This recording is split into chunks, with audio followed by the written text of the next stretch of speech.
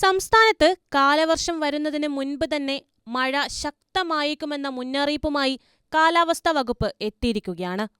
തെക്കു-പടിഞ്ഞാറൻ കാലവർഷം തെക്കൻ ബംഗാൾ ഉൾക്കടലിൽ സജീവമായതോടെയാണ് കേരളത്തിൽ ഇക്കുറി മഴ നേരത്തെ എത്താനുള്ള സാധ്യതകൾ തെളിയുന്നത് എന്നാണ് കാലാവസ്ഥാ വകുപ്പ് ചൂണ്ടിക്കാണിക്കുന്നത്.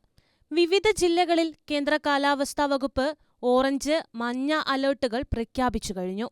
അടുത്ത ദിവസങ്ങളിൽ സംസ്ഥാനത്ത് ഒറ്റപ്പെട്ട ഇടങ്ങളിൽ ഇടിമിന്നലോടുകൂടിയ മഴയ്ക്കും മണിക്കൂറിൽ 30 മുതൽ 40 കിലോമീറ്റർ വരെ വേഗതയിൽ ശക്തമായ കാറ്റിനും സാധ്യതയുണ്ട് എന്നാണ് കാലാവസ്ഥാ വകുപ്പിന്റെ അറിയിപ്പിലുള്ളത്.